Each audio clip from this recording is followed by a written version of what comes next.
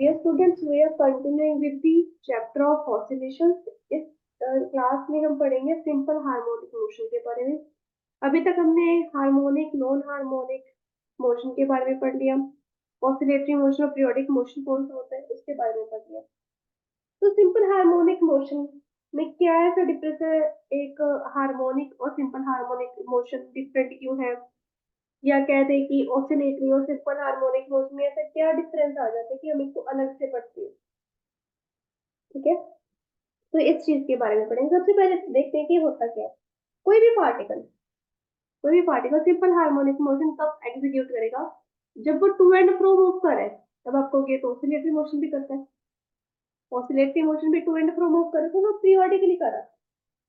अब मैं कहूंगी कि ये जो है particle to and fro move कर रहा है about its mean position, about its mean position. तो आप कहोगे मैम ऑसिलेटरी मोशन में भी यही पढ़ा था, कोई भी पार्टिकल है वो टू एंड फ्रो या बैक एंड फोर्थ मूव करेगा अबाउट अ मीन पोजीशन। ठीक है, और वो पीरियोडिकली करेगा। लेकिन इसमें डिफरेंस क्या आ गया, ये कब तक मूव करेगा, ये मूव करता रहेगा under the action of, under the action of restoring force. जब इसके ऊपर रिस्टोरिंग फोर्स लग रही होगी, ये नाम कहीं सुना सुना है ना, इसको हमने स्प्रिंग वाले टॉपिक में पढ़ा था। स्प्रिंग वाले टॉपिक में किया था हमने रिस्टोरिंग फोर्स को, कि जब उसके ऊपर कोई रिस्टोरिंग फोर्स लग रही है, और वो रिस्टोरिंग फोर्स कैसे लग रही है, which is directly proportional to, directly proportional to its displacement, to its displacement from the mean position, from the एक minute, from the mean position, and is always, ये भी याद रखो हमेशा, किस तरफ डायरेक्टेड होगी, is always directed towards mean position। अभी रिस्टोरिंग फोर्स का हमने स्प्रिंग में पढ़ा था, तो इसी की एग्जांपल देके मैं आपको बताती हूँ। ठीक है, देखिए होता क्या है, मान लो मेरे पास यहाँ पर ना स्प्रिंग पड़ा है अपनी मेन पोजीशन पे इस तरह से, जिसके साथ कुछ वेट लगा हुआ है या कोई ऑब्जेक्ट लगा हुआ है दैट हैज मास है। ठीक है, ये अपनी मेन पोजीशन पे, ये किस पे है, अब मेन पोजीशन पे। क्लियर। अब क्या होगा, मैंने ना इसके ऊपर रिस्टोरिंग फोर्स अप्लाई करनी है। कैसे अप्लाई करनी है, मैं इसको बाहर की तरफ स्ट्रेच कर दूंगी ऐसे। ये मैंने इसके ऊपर ना बाहर की तरफ रिस्टोरिंग फोर्स लगा दी, इस तरफ मैंने रिस्टोरिंग फोर्स लगा दी। रिमेम्बर, काफी चेंजेस आ जाते हैं। जब मैं इसको छोड़ दूंगी, पहले ये बिल्कुल इस तरह से श्रिंक हो जाएगा, श्रिंक हो गया। अब देखो, मैंने इसके ऊपर फोर्स इस तरफ लगाई है, लेकिन इसके अगले स्टेप में डिस्प्लेसमेंट इस तरफ आ रही है, डिस्प्लेसमेंट इस तरफ आ रही है, फोर्स इस तरफ लगा रही है, डिस्प्लेसमेंट इस तरफ आ रही है। फिर ये देखिए, अब यहाँ पर क्या होगा, फोर्स इधर लगाई, मीन पोजीशन से इस तरफ जा रहा है। अभी अभी मैंने इसके ऊपर फोर्स लगाई, रिस्टोरिंग फोर्स लगाई है। जैसे मैंने रिस्टोरिंग फोर्स हटाई, यहाँ से लेके यहाँ तक की मीन पोजीशन को क्रॉस करता हुआ, ये मेन पोजीशन है ना, तो इसको रेड कलर से लगा देते हैं, ये मेन पोजीशन है मेरे पास। मेन पोजीशन को क्रॉस करता हुआ क्या करेगा, इस तरफ जाएगा। फिर जब ये यहाँ पर पहुंचेगा, कंप्लीटली श्रिंक हो गया, अब फिर से ये मेन पोजीशन की तरफ जाएगा, मेन पोजीशन को क्रॉस करते हुए बाहर की तरफ जाएगा। फिर ये स्टेप होगा, फिर ये स्टेप होगा, फिर ये कौन सा मोशन हो रहा है, टू एंड फ्रो हो रहा है।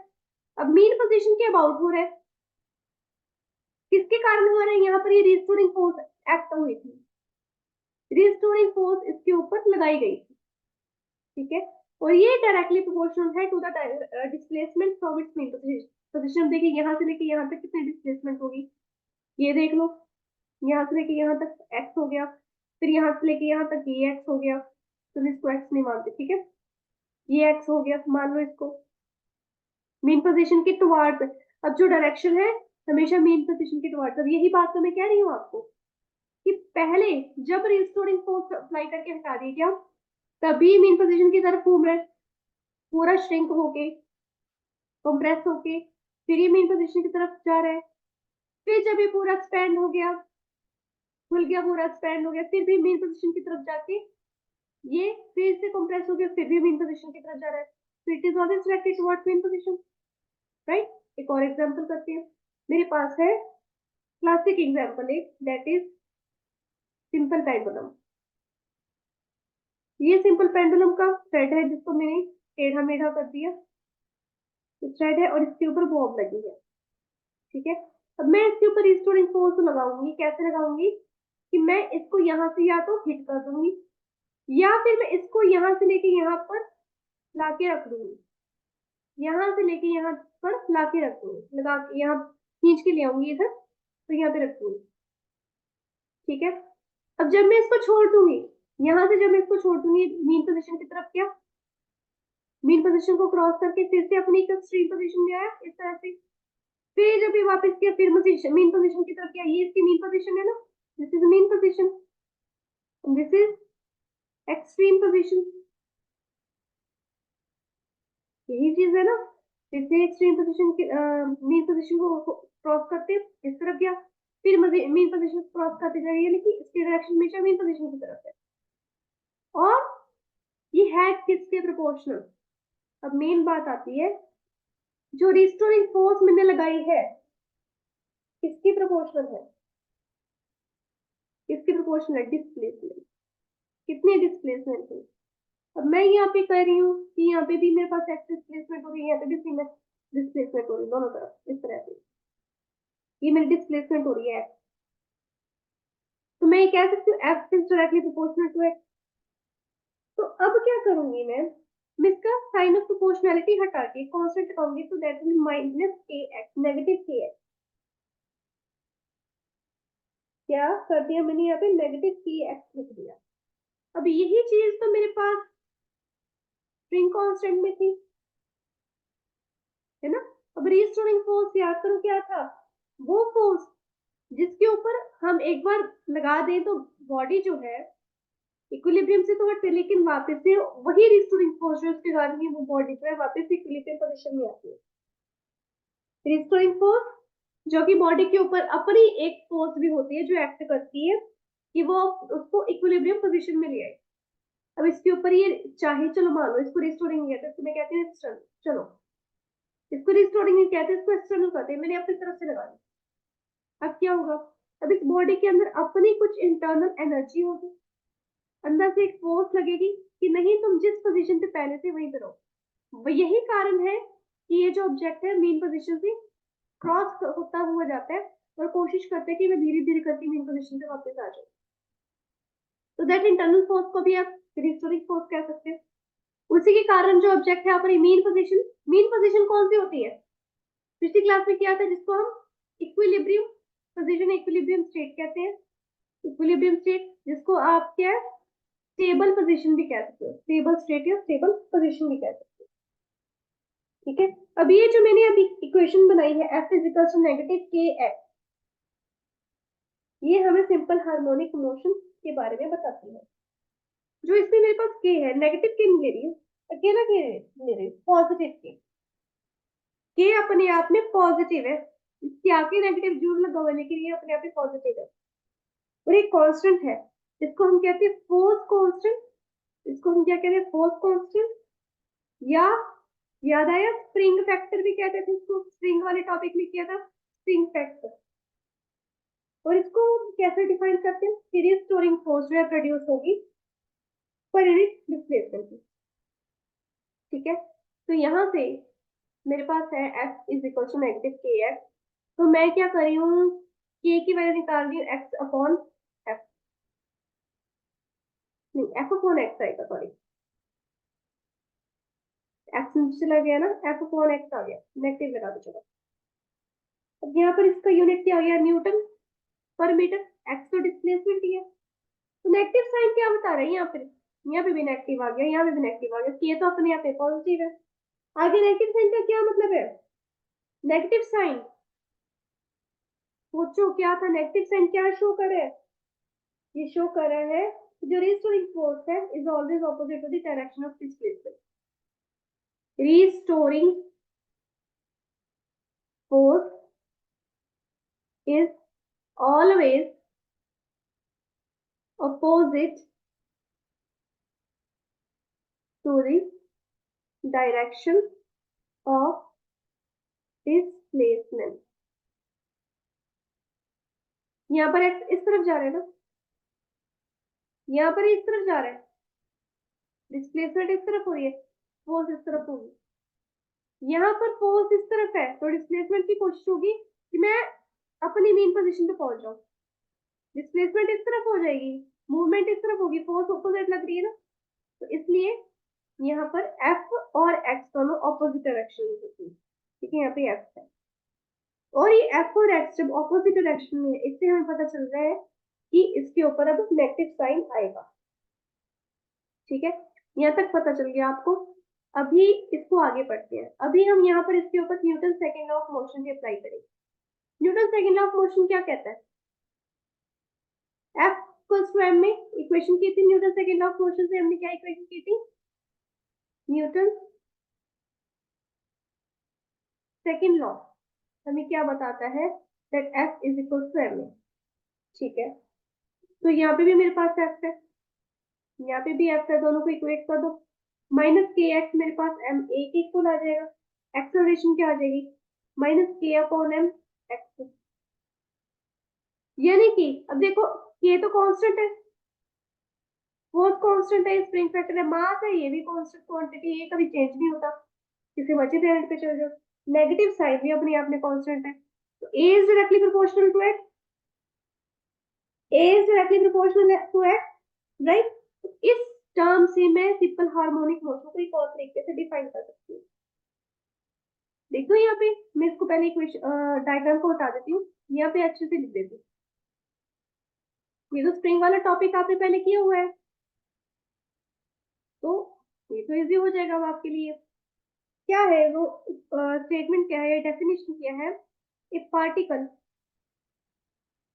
is said to possess simple harmonic motion. SHM means simple harmonic motion if it moves to and fro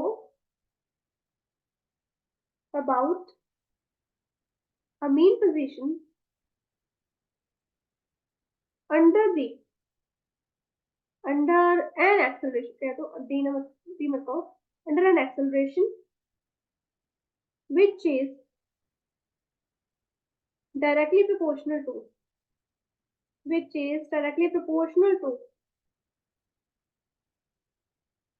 its displacement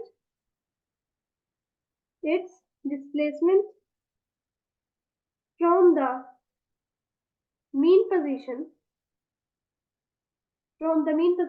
and is always directed, ये तो पहले वाले स्टेटमेंट पे ही आ गया, towards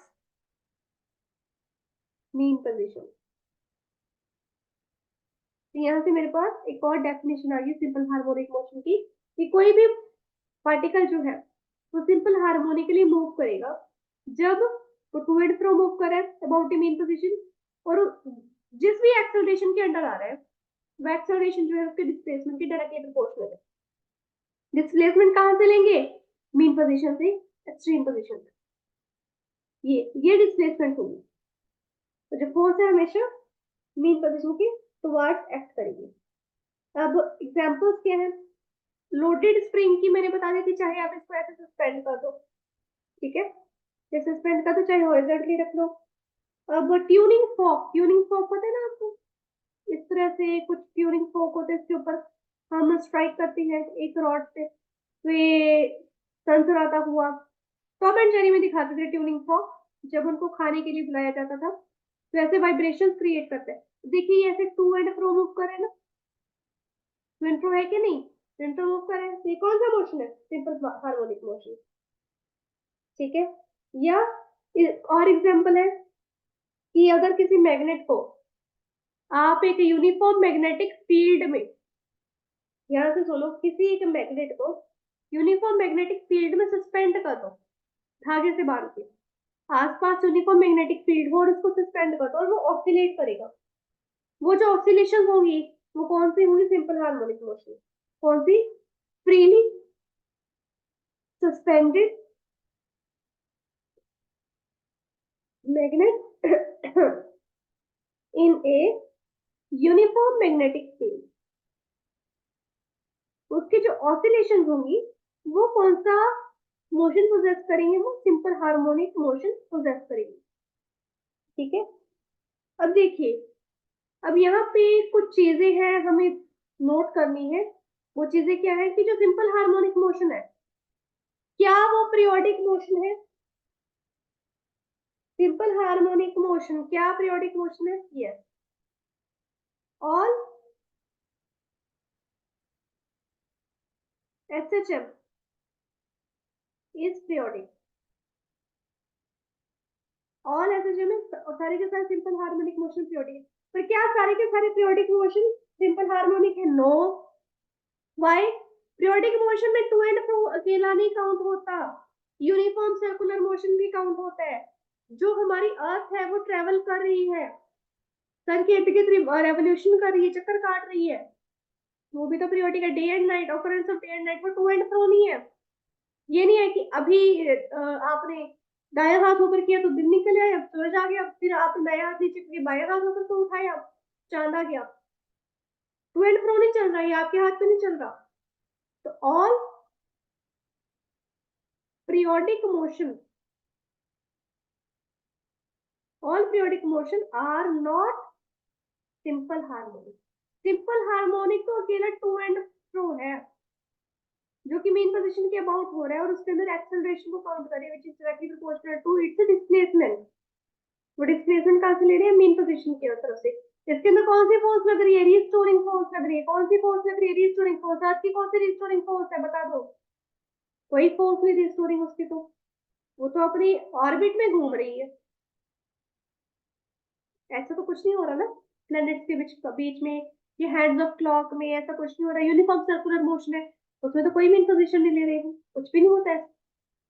तो all simple harmonic motion are periodic, but all periodic motion are not simple harmonic. अब एक चीज और देखो, जो ऑसिलेटरी मोशन होता है ना, सबसे सिंपलेस्ट काइंड का मोशन है जो कि पार्टिकल पोजेस करते हैं, जो मतलब जो पार्टिकल है back and forth, back and forth move कर रहा है। ऑसिलेटरी मोशन में हम बैक एंड फोर्थ भी काउंट करते हैं। ठीक है, अगर कोई particle back and forth motion possess कर रहा है, this is the simplest kind of motion a particle can possess. ठीक है, क्यों? बैक एंड फोर्थ में क्या होता है? उसका एम्पलीट्यूड, एम्पलीट्यूड जो है कांस्टेंट है। एम्पलीट्यूड क्या होता है? कांस्टेंट होता है। ठीक है, फ्रीक्वेंसी क्या होती है? फिक्स रहती है। जब फ्रीक्वेंसी फिक्स है, एम्पलीट्यूड कांस्टेंट है, तो क्या है उसके अंदर अल्टरेशन आएंगे? कुछ भी नहीं आएगा, कोई भी अल्टरेशन नहीं आएगी। फ्रीक्वेंसी सेम है, एम्पलीट्यूड सेम है, टाइम पीरियड भी इक्वल आएगा, टाइम पीरियड में भी कोई चेंज नहीं आएगा। क्यों? हमारे पास यही होता है 2 pi upon T time period, time period में भी कोई चेंज नहीं होगा। दैट्स व्हाई पार्टिकल जो है जब भी बैक एंड फोर्थ मूव कर रहे हो, oscillatory simplest kind of motion है। इसको इसके बारे में कोई भी चीज को डिटरमाइन करना बहुत इजी होता है। ठीक है, और जो अब आगे देखते हैं, जो रीस्टोरिंग फोर्स हमने बताई कि वो पार्टिकल के ऊपर एक्ट करती है और वो डिस्प्लेसमेंट के डायरेक्टली प्रोपोर्शनल होती है अबाउट इट्स मेन पोजीशन। ये चीज को ध्यान रखना, इसके बेसिस पे क्वेश्चंस आ जाते हैं। कोई बात नहीं, क्वेश्चंस आपको जब आएंगे करवाएंगे आपको पता लगेगा कैसे क्वेश्चन को मार्क करके डाल देते हैं। ठीक है, और जो एक चीज और याद रखनी है, मैंने एक और क्या बताई थी कि जो रीस्टोरिंग फोर्स है हमेशा ऑपोजिट एक्ट करती है to the direction of displacement में। अभी रिवाइज ही करवा रही हूँ आपको सारा कुछ। ठीक है, और जो सिंपल हार्मोनिक मोशन है उसको हम सिंगल हार्मोनिक साइन और कोसाइन में एक्सप्रेस कर सकते हैं, जो कि हम अब आगे पढ़ेंगे। जो डिफरेंशियल, पहले तो डिफरेंशियल इक्वेशन पढ़ेंगे, फिर साइन और कोसाइन की वेव फॉर्म में भी हम क्या सिंपल हार्मोनिक मोशन को रख सकते हैं। ठीक है, डिफरेंशियल इक्वेशन से पहले कुछ टर्म्स देख लो, क्या कुछ होता है उसमें, बहुत सारी टर्म्स देख लें। जैसे कि टाइम पीरियड क्या होता है, अभी मैंने फ्रीक्वेंसी के बारे में बताया, एम्पलीट्यूड के बारे में बताया, आपके मन में आया होगा अरे ये है क्या, पहले तो ये बताओ, डिफाइन कर दो, टाइम पीरियड क्या है, फ्रीक्वेंसी क्या है, एम्पलीट्यूड क्या है। मुझे तो समझ नहीं आया, मैं तो सबके ऊपर से निकल गया। कोई बात नहीं, मैं बता रही हूँ। सिंपल हार्मोनिक मोशन में कुछ टर्म्स आती हैं जिनकी आपको अगर डेफिनेशन नहीं ना याद, आप ऐसे याद रखना होता क्या है।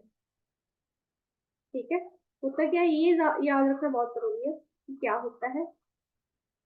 और वैसे आपसे डेफिनेशन तो पूछी नहीं जाएगी, हाँ इसके बेसिस पे क्वेश्चन रीजन क्वेश्चन पूछे जा सकते हैं।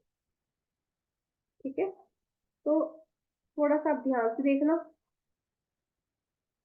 होप तो यहाँ तक समझ में आ गया। वैसे तो इजी टॉपिक है, बहुत इंटरेस्टिंग चैप्टर है ऑसिलेशंस और वेव्स, बहुत मजा आता है इसको पढ़ने में। बाकी आपके इंटरेस्ट के ऊपर है, सभी बच्चों का अपना अपना इंटरेस्ट होता है। चलिए, सबसे पहले देखते हैं हार्मोनिक ऑसिलेटर क्या होता है। हार्मोनिक ऑसिलेटर क्या होता है।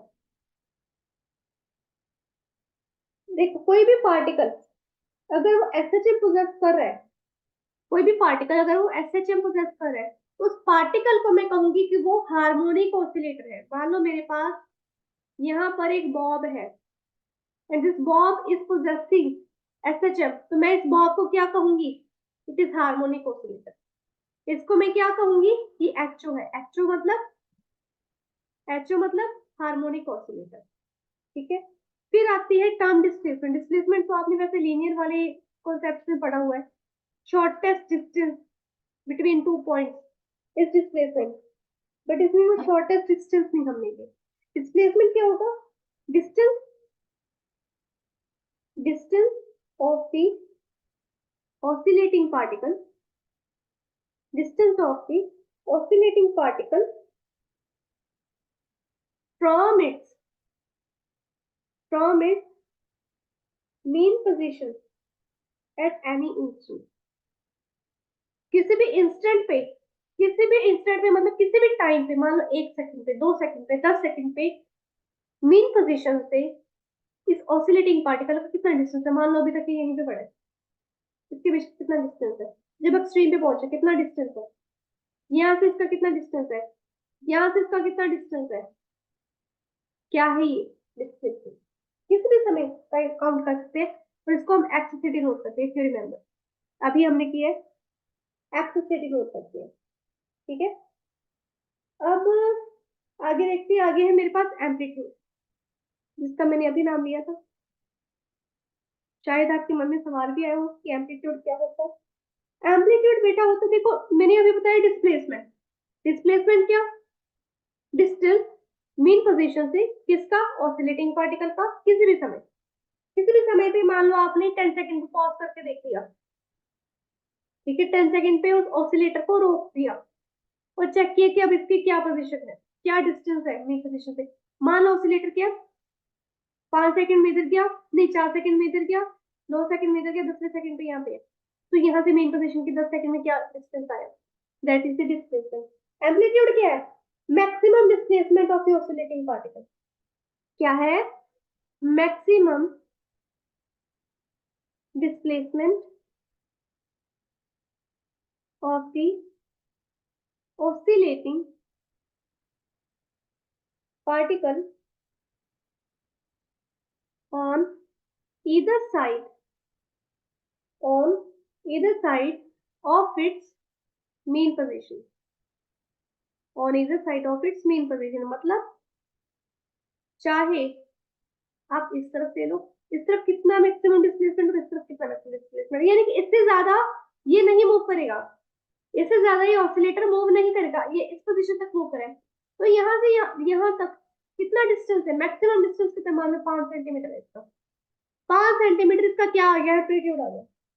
सेम केस स्प्रिंग में, इसकी मेन पोजीशन थी, मैं अब स्प्रिंग नहीं बना रही हूँ, इसको स्ट्रेच के इतनी आ गई, कंप्रेस करने पे इतनी आ गई, तो इसका यहाँ से भी 5 सेंटीमीटर है मेन पोजीशन से, यहाँ से भी 5 सेंटीमीटर है, तो ये 5 सेंटीमीटर दोनों में क्या है, एम्पलीट्यूड है। क्यों, मैक्सिमम डिस्प्लेसमेंट हमें बता रहे हैं। ठीक है, और इसको हम किससे डिनोट करते हैं, इसको हम डिनोट करते हैं ए से, कैपिटल ए। एम्पलीट्यूड को हम डिनोट करते हैं कैपिटल ए से, और कैपिटल मुझे मैक्सिमम डिस्प्लेसमेंट कर रहा है तो मैं इसको एक्स मैक्स ही लिख सकती हूँ। ठीक है, और ये प्लस और माइनस दोनों कंडीशन में है। क्यों? इधर की एक्स पॉजिटिव है ना, नंबर लाइन देख लो पॉजिटिव है ना, इस तरफ तो नेगेटिव डायरेक्शन आ गई, दोनों में होती है। फिर है साइकिल, दो पहिया वाहन नहीं, जिसको हम अपने पैरों से चलाते हैं उसकी बात नहीं हो रही है। साइकिल मतलब ऑसिलेशन। ऑसिलेशन क्या होती है? वन कंप्लीट, लिखो इसको, one complete back and forth motion of A particle, चाहे बैक एंड फोर्थ कह दो चाहे टू एंड फ्रो कह दो, motion of A particle starting, ये चीज ध्यान दो। ये तो हमें पता है कि एक चक्कर ऐसे काट गया, लेकिन कब शुरू हो रहा है कब खत्म हो रहा है ये याद रखो। Starting and ending, starting and ending at the same point, at the same point, उसको मैं कहूंगी ऑसिलेशन। मान लो इसकी शुरुआत मेन पोजीशन से जब मैंने इसके ऊपर फोर्स अप्लाई किया, ठीक है, ये थक हार के वापस यहाँ पर आ गया, ये इसने एक चक्कर काटा, ये काटा, अभी यहाँ पर वापस है, इसको दोबारा बनाती हूँ। यहाँ पे था, यहाँ पे मैंने फोर्स लगाई, पहले यहाँ पे गया, फिर इसको क्रॉस करके यहाँ पे गया, फिर यहाँ पे वापस आ गया, यहीं से शुरू हुआ था यहीं पे खत्म हुआ। तो ये मेरे पास क्या आ गया, एक चक्कर पूरा कट गया, मतलब एक ऑसिलेशन यानी कि एक साइकिल हुई। नेक्स्ट देखो, नेक्स्ट है time period. Time period, time period क्या होता है? बड़ा आसान है, time taken by particle, time taken by particle to complete, to complete one oscillation. अभी ऑसिलेशन के क्या किया, बैक एंड फोर्थ मोशन है, ये टू एंड फ्रो मोशन है, जहां से शुरू हो रहे वहीं पे खत्म हो रहा है ना। तो एक ऑसिलेशन को, ये एक साइकिल को कंप्लीट करने में कितना टाइम लग रहा है? मान लो इसको कंप्लीट करने में 10 सेकंड लग रहे हैं, कह दो 11 सेकंड लग रहे, कितना मुझे टाइम लग रहा है? वो मेरे पास क्या है, टाइम पीरियड। इसको और क्या कहते हैं? Smallest time interval. इसको और क्या कहते हैं? Smallest time interval, smallest time interval after which, after which the oscillatory motion repeat. इसको आप ऐसे भी डिनोट कर सकते हो, सबसे छोटा टाइम इंटरवल जिसके बाद वो जो एक साइकिल है ऑसिलेटरी मोशन का वो रिपीट हो जाएगी। ठीक है, ऑसिलेटरी यहाँ पे मोशन लिखना भूल गया, ऑसिलेटरी मोशन रिपीट, इसको हम कैपिटल टी से डिनोट करते हैं। फिर आता है फ्रीक्वेंसी। फिर क्या है? Frequency.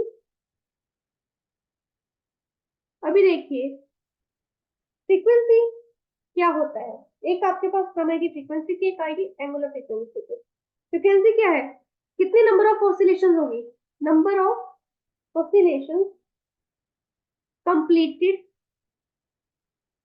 Completed per unit time by a particle. मान लो एक सेकंड में से कितनी ऑसिलेशन कंप्लीट करनी, ये मान लो 0.1 सेकंड में, 0.1 सेकंड में क्या है, यहाँ पर पहुंच गया, फिर 0.5 में यहाँ पे पहुंच गया, फिर एक सेकंड में यहाँ पे आ गया। तो मान लो इसने एक ऑसिलेशन कंप्लीट कर दी एक सेकंड में। ठीक है, तो फ्रीक्वेंसी एक्चुअल में होता क्या है, रेसिप्रोकल होता है टाइम पीरियड का। क्लियर? तो फ्रीक्वेंसी को हम न्यू से डिनोट करते हैं, which is the reciprocal of time period. इसका यूनिट क्या है फ्रीक्वेंसी का? इसका यूनिट आप सेकंड इनवर्स कह सकते हैं टाइम पीरियड को। देखिए बिल्कुल, इसके अलावा इसको आप सीपीएस भी कह सकते हो, साइकिल्स पर सेकंड। सीपीएस मतलब साइकिल्स पर सेकंड। और क्या यूनिट है? हर्ट्ज। और क्या यूनिट है? हर्ट्ज। इसके 3 यूनिट्स होते हैं, किसी भी एक यूनिट में आपको मिल सकता है एग्जाम में। ऐसा यूनिट क्या क्या है? सेकंड इनवर्स, साइकिल पर सेकंड और हर्ट्ज। तीनों में से कोई एक है, ये तीनों एक साथ नहीं आएंगे, एक ही आएगा तीनों में से। फिर आते हैं angular frequency. Angular frequency, angular frequency क्या होता है? Quantity obtained by multiplying frequency। कोई भी क्वांटिटी मुझे मिली है, कब?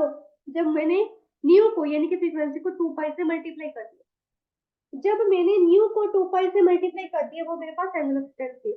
इसका यूनिट डिनोशन होती है ओमेगा, इसकी डिनोशन है ओमेगा। इसकी क्या थी डिनोशन न्यू, 2 पाई को मैंने न्यू से मल्टीप्लाई कर दिया, न्यू क्या है 2 पाई अपॉन टी। तो ये इसके दो फॉर्म्स आ गई, किसी भी दो फॉर्म में आपको मिल सकती है। और इसका यूनिट क्या है, यूनिट है रेडियन पर सेकेंड। क्या यूनिट है इसका, रेडियन पर सेकेंड। ठीक है, तो आज अभी इस क्लास में इतने करें। नेक्स्ट क्लास में पहले हम बात करेंगे जो सिंपल हार्मोनिक मोशन है उसकी डिफरेंशियल इक्वेशन क्या है। अभी तो उसकी सिर्फ इंट्रोडक्शन की है, उसके रिलेटेड क्या क्या टर्म्स आपको पढ़ने को मिलेंगे, वो टर्म्स आपको नॉन होने चाहिए, वो देखेंगे। ठीक है, differential equation, simple harmonic motion की फेज और इनिशियल फेज से इपॉक क्या होता है, यूनिफॉर्म सर्कुलर मोशन और सिंपल हार्मोनिक मोशन को स्टडी करेंगे। सिंपल हार्मोनिक मोशन के अंदर वेलोसिटी जो है उसको स्टडी करेंगे। और आगे ऐसे कैसे टॉपिक्स आते रहेंगे। ठीक है, कंटिन्यू होता रहेगा चैप्टर, जो कि नेक्स्ट क्लासेस में आपको देखने को मिलेगा। Clear, that's up for this class.